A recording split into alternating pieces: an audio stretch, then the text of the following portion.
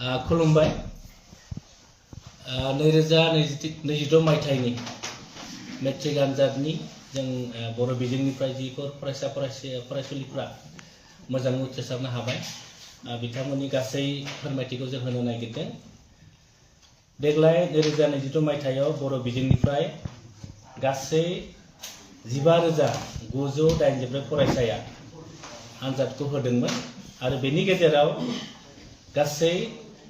12,310 फरायसाया उथ्रिसारनो हादों आरो फेल जानाया जाहैबाय 3,274। सेथि मासि मोननो हादों गासै 2,828 फरायसाया सेथि मासि मोननो हादों आरो नैथि मासिखौ मोननो हादों 9,957 फरायसाया आरो थामथि मासि मोननो हादों 2,525 फरायसाया। 2025 मायथाइनि जि बर' बिजोंनि जि फिथाइ रिजाल्ट जों बेखौ रुजुयोब्ला जों नुनो मोनो थांनाय बोसोराव 16,021 फरायसाया मेट्रिक आनजादखौ लिरदोंमोन आरो देग्लाय लिरदों 15,984 फरायसाया। थांनाय बोसोरजों जों रुजुयोब्ला बर' बिजोङाव मेट्रिक लिरनाय फरायसानि अनजिमाया देग्लाय खम जादों आरो जुदि जों सेथि मासि मोननाय अनजिमाखौ जों जुदि रुजुयोब्ला थांनाय बोसोराव मोननो हादोंमोन 2,845 फरायसाया सेथि मासि मोनदोंमोन थांनाय बोसोराव, देग्लाय मोनदों 2,820। थांनाय बोसोरजों देग्लाय रुजुयोब्ला 17 फरायसाया खमैदों देग्लाय। आरो जायफोर फरायसाया अल आसामाव बर' बिजोंजों फरायनानै जिथि मासि आवग्रिनो हायो बिथांमोनखौ दुलाराय बर' फरायसा आफादा 2002 मायथाइनिफ्रायनो जोङो बर'नि सासे गेदेमा थुनलाइगिरि लिरगिरि कमल कुमार ब्रह्म बिथांनि मुङाव जों बान्था बावनाय जायो आरो देग्लाय बेयो फैयै फैयै 20थि जाबाय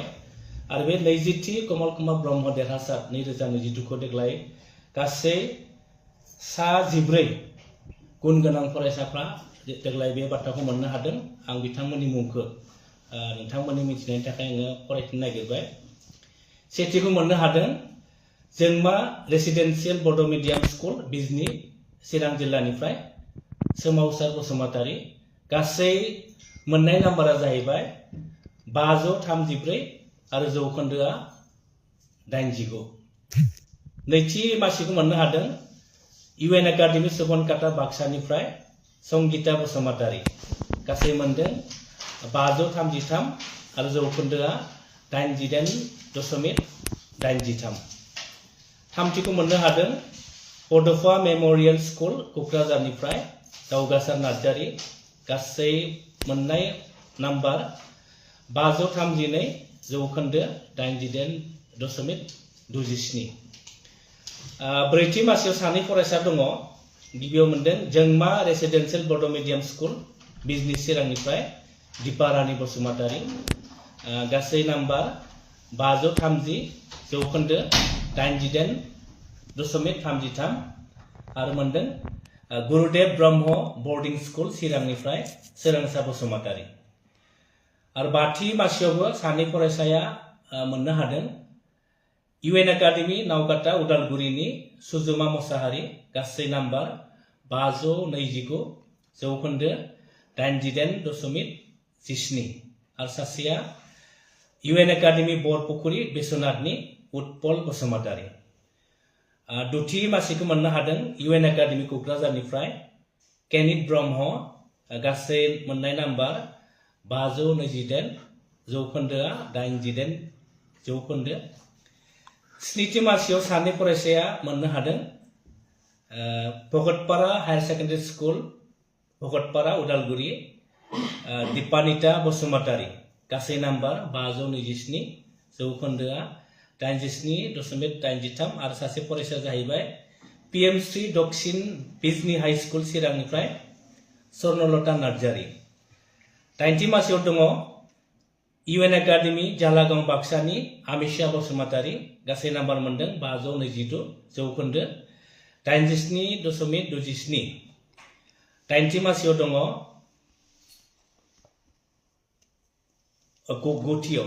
गुथियाव दङ UN एकाडेमी सुबनकाटा बाक्सानि बिनिता रानी ब्रह्म।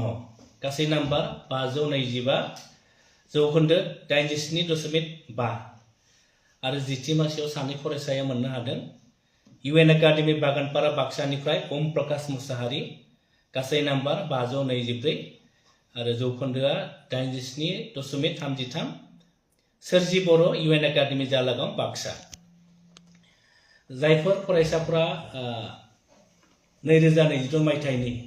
20थि कमल कुमार ब्रह्म देरहासार बान्थाखौ मोननो हाबाय बिथांमोनखौ जों दुलाराय बर' फरायसा आफाद हिसाबै बरायबाय आरो बिथांमोननि इयुना जेन आरोबाव फैबाय थानाय आनजादफोराव आरोबाव साबसिन उथ्रिसारनो हायो आरो बिथांमोननि थांखियाव सहैनो हायो बेखौनो जों दुलाराय बर' फरायसा आफादनिफ्राय मिजिंथिबाय आरो जायफोर फरायसाफ्रा देग्लाय 2022 मायथाइनि मेट्रिक आनजादाव बर' बिजोंनिफ्राय मोजाङै उथ्रिसारबाय बिथांमोनखौबो जों दुलाराय बर' फरायसा आफादा जों बरायहरबाय आरो बिथांमोननि इयुनाव जों आरो साबसिन जानो हायो बेखौबो जों मिजिंथिबाय आरो जायफोर बिमा बिफा फोरोंगिरि आरो जायफोर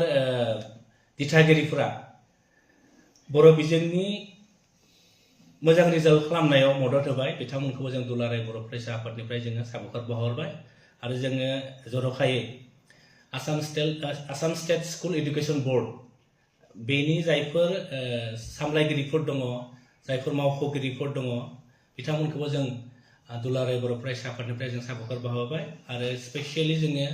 आसामनि गिबि मन्त्रि डक्टर हिमन्त बिश्व शर्मा आरो सोलोंथाइ मन्त्रि डक्टर रमेश बेग बिथांमोनखौबो थि समाव जेबो गेना गोरोन्थि गैयालासे मेट्रिकनि जि रिजाल्ट बेखौ फोसावनायनि थाखाय दुलाराय बर' फरायसा आफादनिफ्राय जोङो बिथांमोनखौ साबायखर बावहरबाय नाथाय जोङो दुखुयै फोरमायनांगोन जों दुलाराय बर' फरायसा आफादा जि मोनसे रिजाल्ट देग्लाय फैदों जों बेनिख्रुइ साबसिन जोङो हास्थायदोंमोन नाथाय जों नुनो मोनदों जोंनि एग्जामनि समाव आनजादनि समाव माखासे जायगाफ्राव माखासे फोरबोनि मुङाव माखासे जुवा गेलेनाय मेला होनाय बेफोरबायदि थासारिफ्रा जोंनि फरायसाफोरखौ मोजां रिजाल्ट खालामनायाव बा मोजां सोलोंथाइ लानायाव जथेस्थ' बिथांमोनखौ बाधा खालामदों आरो जायनि थाखाय देग्लाय 2022 मायथाइनि जि बर' बिजोंनि रिजाल्ट जों जुदि आवगायनिखौ जों रुजुयोब्ला जथेस्थ' आवगायनि रुजुनायाव देग्लायनि रिजाल्टआ जों गाज्रि होननानै बुंनांगोन आरो जों नुदों थांनाय समफोराव चिरां जिल्लाया अल आसामावनो मेट्रिकनि रिजाल्टआ टपआव फैयोमोन जों आरो बाक्सा जिल्लाखौ नुदों टपआव फैयोमोन नाथाय देग्लाय नुदों जोङो जोंनि बिटिसिनि मोनबा जिल्लाया जथेस्थ' गाहायाव दङ आरो बेखौ जुदि थोंजों जों बुङोब्ला आनजादनि समाव माखासे जायफोरखौ जोङो लुबैया आरो जायफोरा फरायसाफोरनि मोजां सोलोंथाइ लानायाव जथेस्थ' मोनसे गाज्रि मा खालामो गाज्रि मोनसे आबहावा सोमजियो जुवा गेलेनाय हरनि 2-3टासिम माइक दामनानै माखासे फरायसाफोरनि जि थासारिखौ गुबैले खालामनाय बेबायदिनि थाखायनो देग्लायनि 2022 मायथाइनि जि मेट्रिकनि रिजाल्ट बे गाज्रि जानानै जों दुलाराय बर' फरायसा आफादा जों संदाननानै जों मोनदों बेनिखायनो जों खावलायो जायफोर जोंनि दिथागिरिफोर दङ सानसुमैफोर दङ बिमा बिफा दङ फोरोंगिरिफोर दङ आरो बर' समाजाव जायफोर जोंनि माहारियारि आफाद आरो माखासे जोंनि दल संगठनफोर दङ बिथांमोनखौ जों खावलायगोन दुलाराय बर' फरायसा आफादा जे सोलोंथाइनि मोनसे आबहावा सोरजिनायाव मोजां आबहावा सोरजिनायाव बयखौबो बाहागो लानानै जोंनि फरायसाफोरनि जि इयुन बेखौ मोजां दाफुंनायाव बयखौबो मदद होनो थाखाय जों खावलायहरदों मानोना बर' हारिया फैबाय थानाय 20-30 बोसोराव जुदि जोङो दावगालांनांगौब्ला बै जोंनि जायफोर फरायसाफोर दङ बिथांमोननि इयुना मोजां जानांगोन आरो फरायनायनि गेजेरजोंनो लेखा रोंनायनि गेजेरजोंनो बर' हारिखौ बिथांमोना जेन गोजौ फारसे लांनो हायो आरो बड'फा उपेन्द्र नाथ ब्रह्मआबो जि मोनसे सिमां नुदोंमोन गेरेमसा माहारि दानाय जों दुलाराय बर' फरायसा आफादा जों फोथायो गेरेमसा माहारि दानायनि जि बड'फानि सिमां बे सिमाङा जोंनि फैबाय थानाय फरायसाफोरनि गुन गोनां सोलोंथाइ लानायनि गेजेरजोंसो जाफुंसारगोन होननानै जोङो मोनसे फोथायनाय दङ ओंखायनो बयखौबो सोलोंथाइनि मोनसे आबहावा मोजां आबहावा सोरजिनायाव बयखौबो मदद होनो थाखाय दुलाराय बर' फरायसा आफादनिफ्राय गुरैयै जोङो खावलायहरनाय जाबाय गोजोन्थों जितु कमल कुमार देरहासार बान्था माब्ला आरो बबेयाव होनो थाखाय थांखि लादों नोंथांमोना